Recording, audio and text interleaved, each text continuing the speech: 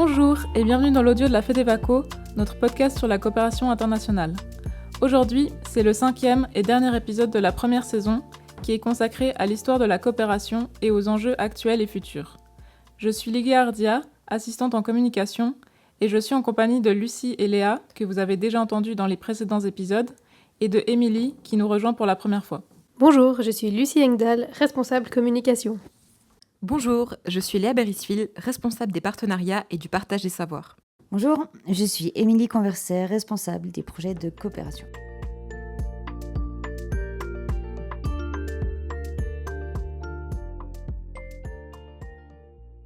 Dans les épisodes précédents, on a passé en revue l'histoire de la coopération internationale, présenté ses acteurs en Suisse, dont la FEDEVACO, discuté de comment se mènent des projets durables et ancrés localement, et réfléchi à comment communiquer de manière éthique et responsable dans une volonté de décoloniser les imaginaires. Maintenant qu'on a posé ces bases, on va revenir, pour ce dernier épisode, sur le concept de décolonisation, mais cette fois au niveau de la pratique concrète de la coopération internationale. Pour commencer, Léa va poser le contexte. Elle va revenir sur l'histoire de la coopération, avec une focalisation sur l'impact de l'héritage colonial sur les rapports entre le Nord global et le Sud global. Ensuite, on discutera tout ensemble de problématiques concrètes que rencontrent la FEDEVACO et ses organisations dans leur démarche de décolonisation de la coopération. Et on terminera l'épisode avec l'interview d'un invité, issu de la diaspora, qui nous parlera de son expérience en tant qu'acteur de la coopération avec un pied au nord et un pied au sud. Alors, Léa, est-ce que tu pourrais revenir sur l'histoire de la coopération et sur le concept de décolonisation ? Pour rappel, la coopération internationale entre Nord global et Sud global a débuté avec la vague d'indépendance des colonies. Les anciens pays colonisateurs ont alors maintenu leur ex-colonie dans une situation de dépendance économique et pratiqué une très forte ingérence dans leurs affaires, parfois même jusqu'à une ingérence militaire. En fait, jusqu'aux années 80, l'aide au développement servait surtout les intérêts des pays du Nord. Ensuite, le concept de coopération au développement a remplacé celui d'aide, avec une volonté plutôt d'échange réciproque. À cette époque, les théories postcoloniales, puis décoloniales, ont émergé. Elles ont permis de mieux comprendre d'une part comment la colonisation s'était appuyée sur des schémas racistes, et d'autre part comment les structures géopolitiques et économiques mondiales continuent d'être marquées par une domination du Nord, aussi bien sur le plan matériel que sur le plan symbolique d'ailleurs. Et le féminisme a amené un axe critique supplémentaire, en affirmant que pour bâtir des relations plus solidaires entre et au sein des peuples, il faut forcément aussi passer par une transformation de la société patriarcale. Avec l'évolution de la recherche et des mentalités, et sur la base de la prise de conscience de l'omniprésence de rapports de domination nord-sud, les principaux acteurs et actrices de la coopération ont commencé à repenser leurs pratiques. C'est ce qu'on entend par le concept de décolonisation de la coopération. L'objectif est alors de plus en plus la reconnaissance mutuelle des savoirs, la réciprocité, et encore des relations qui soient vraiment égalitaires. Et puis bien sûr que les projets soient portés par les populations locales, dans le cadre de partenariats qui soient authentiques avec les organisations du Sud global. Et, bien entendu, avec le concours de financement souple et adapté. Mais ces efforts sont bien sûr freinés de manière générale par le contexte mondial, toujours pétri d'asymétrie de pouvoir et de violence à tous les niveaux. Et plus spécifiquement par les logiques politiques des pays donateurs qui utilisent encore beaucoup trop souvent la coopération comme un outil d'influence.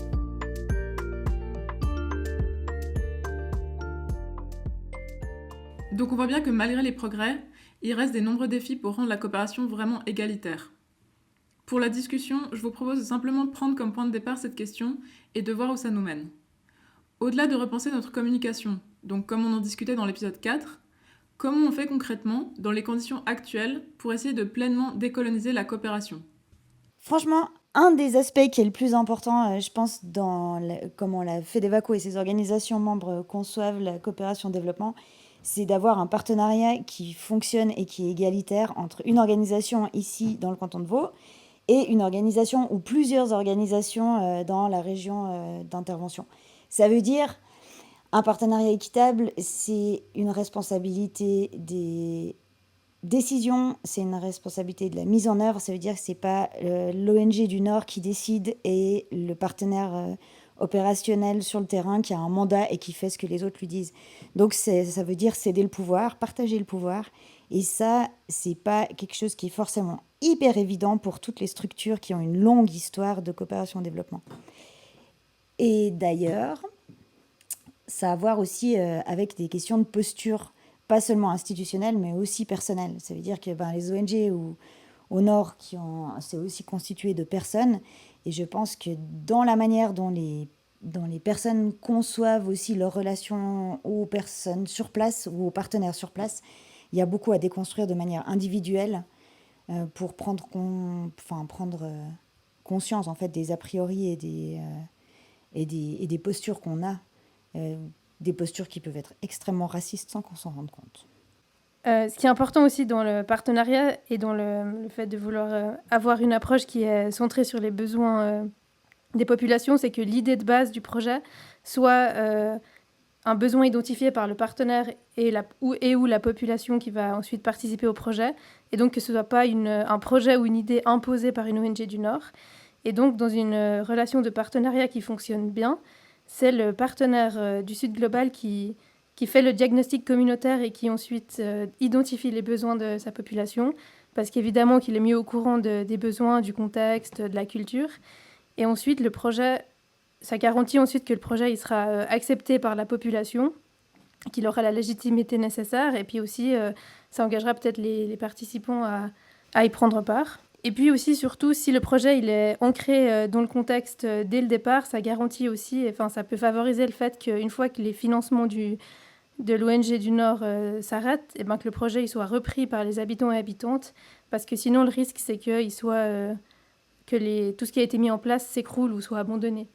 Et je rajouterais que du coup ça demande vraiment une implication de la population à toutes les étapes. Enfin, justement au niveau du diagnostic, au niveau de la décision de qu'est-ce qu'on veut faire quand, au niveau aussi du feedback, de l'évaluation de est-ce que c'était juste ce qu'on a fait, est-ce que c'était fait de la bonne manière, est-ce que c'était fait avec les bons moyens, et puis que là, les personnes qui sont impliquées dans leur projet, dans les activités du projet, devraient vraiment avoir leur mot à dire à toutes les étapes. Après, ça marche, c'est un peu le cas idéal, parce que ça marche quand il y a par exemple une population qui est structurée, soit un collectif, une association, ou bien qui ont des autorités locales qui les représentent légitimement. Mais par contre, dès qu'on est dans des contextes en crise ou des contextes humanitaires, c'est beaucoup plus difficile à mettre en place. Et c'est là aussi où... Alors maintenant, il y a plein d'approches où les ONG humanitaires se basent beaucoup plus sur les acteurs locaux aussi. Mais quand il y a plus d'acteurs locaux, où il n'y a plus que des individus, des personnes déplacées, c'est là aussi où les ONG ont un peu pris l'habitude d'intervenir directement en prenant les décisions, elles, et sans forcément s'appuyer sur des personnes vraiment qui bénéficient, entre guillemets, de l'aide. Et du coup, là, c'est plus compliqué de vraiment avoir impliqué vraiment la population à toutes les étapes. Là, tu as parlé vraiment on a parlé du partenariat entre une ONG basée dans le Nord, qui sont les membres de la FEDEVACO dans notre cas, et une structure basée dans le Sud Global. Mais il y a aussi la question des bailleurs ou des donateurs qui renforcent aussi un peu une asymétrie, parce que c'est eux, justement, en décidant quelles thématiques ils soutiennent, dans quelle région, combien, et ils décident aussi des modalités de comment rendre des comptes. Et donc, du coup, c'est aussi quelque chose qui est imposé depuis le Nord. Et ça, c'est encore plus difficile à s'en défaire.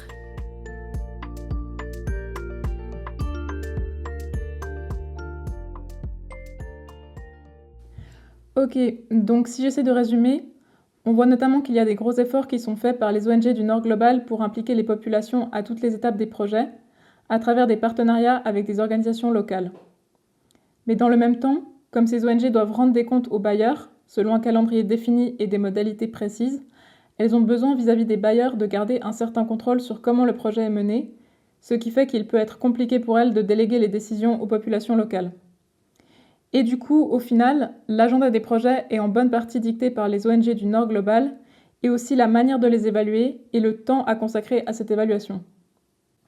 Donc il ressort qu'un enjeu de pouvoir fondamental, c'est où sont localisées les prises de décision, et que les pays donateurs, en ayant le pouvoir de décider s'ils investissent de l'argent, où et combien et selon quels critères, tiennent les cordons de la bourse. Et d'ailleurs, ça me fait aussi penser au fait que rien que financer par projet, plutôt que par programme, c'est déjà imposer quelque chose, non ?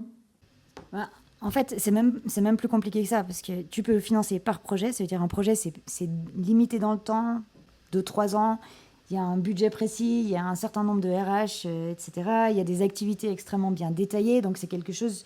Et les outils de gestion de projet qu'on utilise sont relativement rigides. Donc le financement, finalement, d'un projet, c'est un espèce de contrat qui est assez rigide. Ensuite, il y a l'étape supplémentaire où tu peux financer un programme. Donc, c'est déjà plus de marge, plus de flexibilité. C'est des durées plus longues. Souvent, par exemple, un programme thématique de souveraineté alimentaire, je ne sais pas moi, au Burkina Faso, ça peut impliquer plein d'acteurs différents, plein d'activités différentes. Et si on finance une contribution à un programme, eh ben, ça laisse plus de flexibilité aux partenaires locaux pour adapter les activités. Mais l'idéal, à mon avis, et je pense, mon avis, mais c'est d'autres personnes qui le partagent aussi quand même, c'est que l'idéal, ce serait de pouvoir, nous, contribuer au programme institutionnel d'un partenaire local. Ça veut dire, il y a un partenaire, par exemple, qui travaille sur l'empowerment des femmes, et puis c'est dire, OK, on soutient cette structure, et pas un projet ou un programme, mais cette structure en tant que telle, institutionnellement, ce qui lui permet en fait de se consolider, de se solidifier, d'avoir des ressources aussi pour, par exemple, maintenir son personnel, d'avoir des RH stables et puis de garder les compétences des gens au sein de sa structure, de mettre en place aussi des politiques que les bailleurs d'ailleurs exigent, comme par exemple des politiques de lutte contre le harcèlement ou bien des structures financières, comptables qui sont jamais financées dans le cadre de projets parce qu'on ne peut pas tout intégrer dans le cadre d'un projet.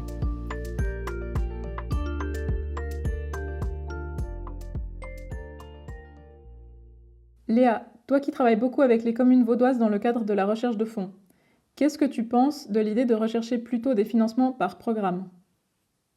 Alors, à la FEDEVACO, on fonctionne encore majoritairement avec le financement par projet, mais on commence de plus en plus à réfléchir à une approche plus globale, donc de type programme. Certains bailleurs nous laissent déjà un peu plus de marge de manœuvre, mais on n'a en fait tout simplement pas encore eu cette discussion avec tous les partenaires, et je pense notamment aux communes. Il faut déjà dire que les financements sont souvent annuels, et ils consistent en parfois d'assez petits montants. Donc les donateurs peuvent avoir un peu l'impression que c'est une goutte d'eau dans l'océan si leur soutien se perd un peu dans un énorme budget de programme. C'est aussi plus simple aujourd'hui de présenter un projet qui est bien délimité, avec des activités claires, avec des résultats qu'on peut facilement mesurer. À l'inverse, un programme va être plus large, avec un impact qui sera moins direct ou peut-être plus difficile à quantifier. Donc ça va sembler plus flou et plus difficile à communiquer en termes de résultats. Ça veut pour autant pas dire que ça n'intéresserait pas les bailleurs. En fait, il faudrait qu'on prenne le temps d'ouvrir cette discussion avec notamment les communes, d'expliquer les limites du système actuel et de montrer ce que tout le monde pourrait gagner en allant vers des formes de soutien plus souples, voire vers du financement direct de partenaires locaux à terme.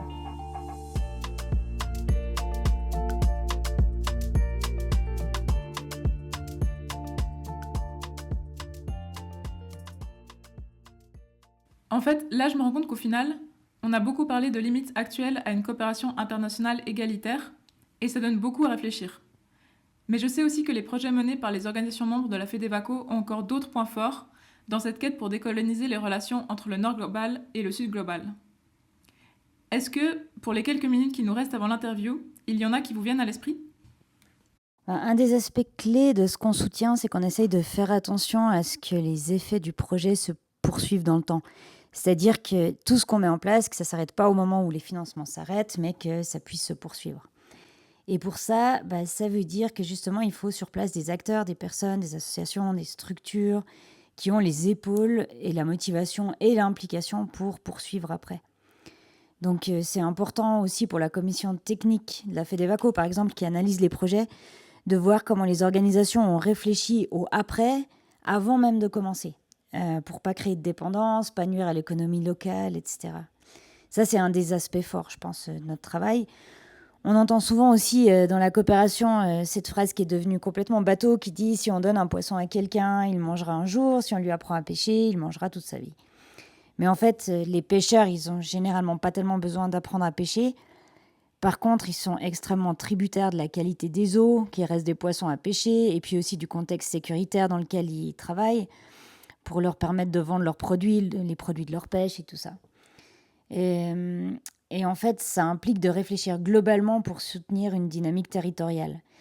Au final, l'important, c'est que les gens puissent améliorer leurs conditions de vie eux-mêmes de manière autonome. Oui, tout à fait. Et d'ailleurs, ça me fait penser à un autre élément qui est important pour les projets soutenus par la FEDEVACO, c'est le renforcement du pouvoir d'agir et donc de la société civile. Parce que les projets, ils sont aussi imprégnés d'un idéal démocratique et donc d'une vision qui va du bas vers le haut, où les projets soutiennent des dynamiques ou des revendications qui sont déjà existantes. Et ce type de coopération, c'est vraiment différent d'une coopération bilatérale d'État à État, de gouvernement à gouvernement, où les projets qui sont mis en œuvre sont très verticaux, sont souvent aussi très conséquents et puis suivent des intérêts géopolitiques, voire économiques majeurs, et donc ignorent totalement les besoins des populations.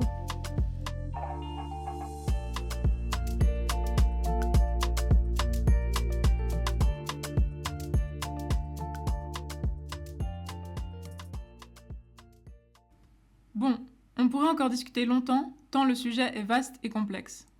Mais je vous propose maintenant d'écouter le témoignage de Christopher Inembe. Christopher est informaticien, originaire de la République démocratique du Congo. Avec sa femme, Pauline Inembe Colombini, qui est suisse, ils sont à l'origine du projet d'économie sociale et solidaire Elembo, lauréat du prix Diaspora et Développement 2023-2024 de la FEDEVACO. Elembo est un projet de production de jus de fruits, mené en République démocratique du Congo, via la construction d'une usine implantée à proximité de zones de production de fruits. L'objectif est triple. Mieux valoriser le travail des paysans, qui avaient auparavant de la peine à écouler une bonne partie de leur production de fruits, proposer des jus de fruits de qualité à un prix accessible pour la population, et créer de nouveaux emplois. J'ai souhaité interviewer Christopher parce qu'il me semblait particulièrement pertinent d'entendre la voix d'un acteur de la coopération issu de la diaspora. Des personnes qui vivent en Suisse tout en conservant des liens forts avec leur pays d'origine et dont l'expérience se situe donc à la croisée du Nord global et du Sud global. Christopher m'a notamment expliqué comment il a pensé l'intégration économique de son projet et l'implication des paysans qui produisent les fruits. Ces paysans-là collaborent directement avec nous. Donc ils amènent leurs fruits, ou nous on va chercher les fruits auprès d'eux.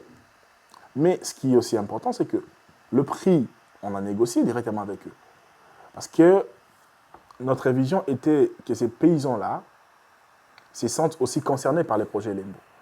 Alors qu'est-ce qu'on a fait? On a réfléchi sur un partenariat à très long terme. Mon idée, ou en tout cas l'idée d'Elembo, ce n'est pas d'avoir un produit qui coûte très cher. Parce que le jus qui coûte très cher, il y en a quand même à Kinshasa. Tu peux trouver 1 litre à $10. Il y en a, mais c'est vraiment réservé à une certaine catégorie de la population. Nous, ce n'est pas notre idée. Notre idée, c'est de proposer un produit de qualité à un prix abordable pour que la majorité des gens puissent y avoir accès. Donc, le prix de notre jus dépendra forcément aussi du coût de la matière première. Donc, ce qui fait que nous avons négocié avec les paysans pour leur dire, regardez ce que nous on a comme vision. On aimerait que le jus que nous allons fabriquer, que vous, en tant que paysans, vous soyez aussi en mesure de l'acheter. Alors, comment faire pour que le prix de la matière première que vous allez nous proposer ne puisse pas vous pénaliser, mais ne puisse pas non plus pénaliser l'entreprise pour pas que Elembo, pour pas que nos produits finis soient trop chers. Donc on a travaillé vraiment ensemble pendant plusieurs semaines avec eux sur les calculs, ils avaient leur équipe, nous aussi on a travaillé vraiment sur le marge, etc. Donc tout était clair et donc ils ont accepté. C'est ainsi que, ça je l'ai même vu le jour du lancement de l'usine, il y avait tout un groupe de gens, de paysans qui sont venus, qui étaient très émus de voir ces projets se concrétiser. Et déjà là, nous avons commencé à acheter des quantités importantes de fruits. Donc, ils sont très très contents. Donc vous voyez, ça c'est vraiment un impact qu'on a concret, qu'on a amené sur place et qui aujourd'hui fait que les gens ils sont très motivés, très contents là-bas, quoi.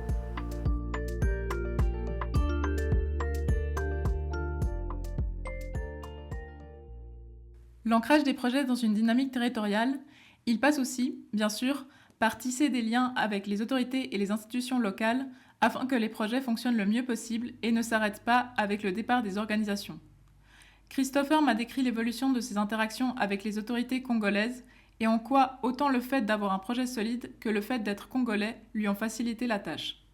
Ça se passe très très bien. Au début, c'était un peu compliqué parce que, voyez-vous, je ne suis pas la première personne à être venue, à débarquer avec une idée de projet là-bas. Il y en a déjà eu pas mal qui sont passés, mais qui, avec le temps, ont fini par disparaître dans la nature.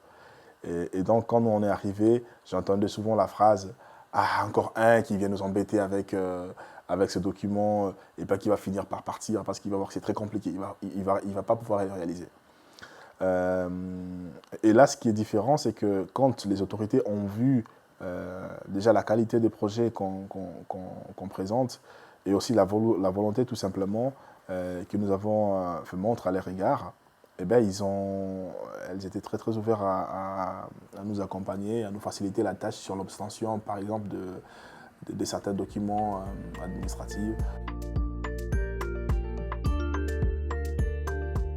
Quand j'arrive là-bas, j'ai fait des blagues en lingala, je parle en lingala. Et ils voient que je suis vraiment quelqu'un de là-bas. Et ça crée tout de suite une zone de confiance, ça c'est sûr. Et surtout quand ils voient que tout ce qu'on est en train de mettre en place, en tout cas en ce qui me concerne, ça fait même pas 10 ans que j'ai quitté le Congo. Et puis qu'on arrive à réaliser tout ça là-bas, c'est très inspirant. Ils ne peuvent qu'accompagner et soutenir. Donc je pense que oui, effectivement, le fait d'être congolais, le fait d'être congolais qui est né là-bas, qui a grandi là-bas, et puis qui est parti, et puis après, en si très peu de temps, il arrive à retourner là-bas pour mettre en place des projets de développement, etc. Je pense que ça inspire beaucoup confiance. Ouais.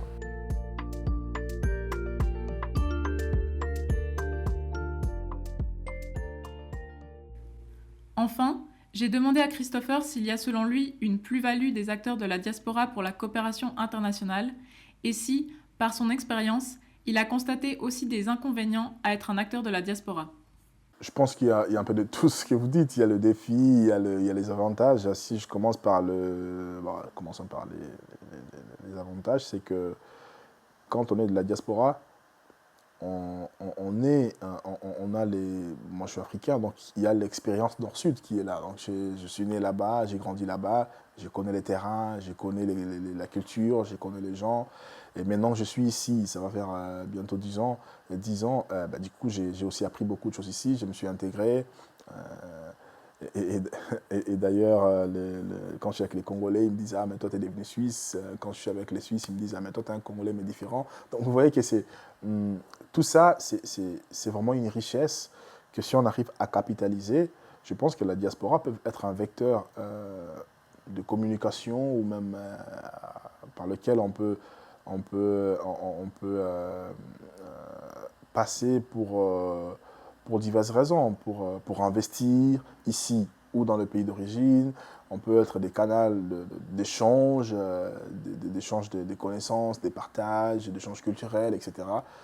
Je pense qu'au niveau de la coopération, la diaspora peut jouer en tout cas un rôle très très important. Mais du coup, inconvénients, oui, il y a des inconvénients. Quand j'arrive au Congo, les gens me regardent parce qu'il faut avouer qu'il y a quand même beaucoup d'influence suisse maintenant aujourd'hui dans mes réactions.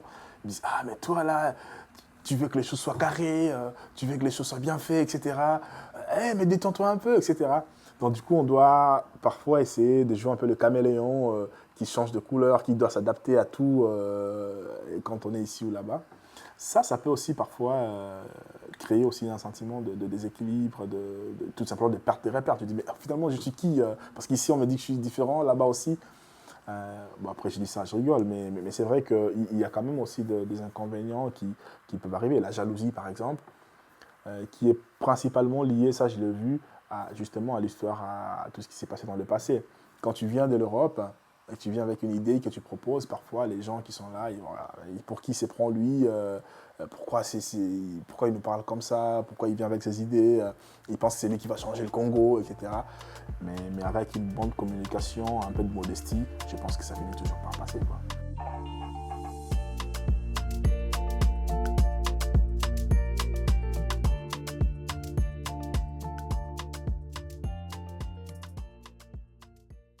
Voilà, on arrive gentiment à la fin de cet épisode. On est revenu sur plusieurs aspects de la coopération internationale qu'on avait déjà évoqués, mais cette fois à travers le prisme de la décolonisation. On espère que ça vous a permis de vous donner un aperçu des problématiques très complexes auxquelles sont confrontés les acteurs de la coopération, qui tentent de construire des rapports nord-sud plus égalitaires. Oui, et d'ailleurs je trouve qu'il y a un élément central qui est ressorti. En fait, même quand les organisations essayent d'impliquer les populations le plus possible, et de mettre sur pied des projets bien ancrés dans la dynamique territoriale, et même quand elles font en sorte que ces projets puissent se poursuivre même après l'arrêt des financements, il reste quand même qu'à la base, c'est les bailleurs du Nord qui tiennent les cordons de la bourse, et que du coup, le pouvoir décisionnel reste très concentré au Nord. C'est sûrement à ce niveau-là qu'il y a encore un gros travail à faire en matière de réflexion, de sensibilisation et d'évolution des pratiques. Mais d'ailleurs, c'est pas facile de s'imaginer quel sera le futur de la coopération, surtout dans le contexte actuel international qui est très très tendu et où il y a plusieurs États qui diminuent leur financement à la coopération. Par exemple les États-Unis, mais il y a aussi la Suisse et plusieurs autres pays européens. Et je trouve l'interview de Christopher très intéressante. Et je me dis qu'avec la mondialisation, les acteurs et actrices de la diaspora seront toujours plus nombreux et que grâce à leur posture particulière, au sens où ils sont à la fois des ressources du Nord global et du Sud global, ils seront peut-être un levier pour transformer ces relations et faire de la coopération autrement.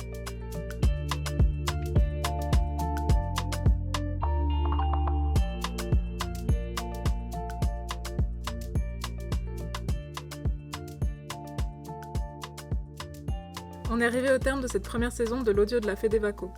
On a pris beaucoup de plaisir à faire ce podcast et on espère que vous en avez eu autant à l'écouter. Merci à vous pour votre intérêt et très grand merci à nos invités pour avoir participé aux différents épisodes.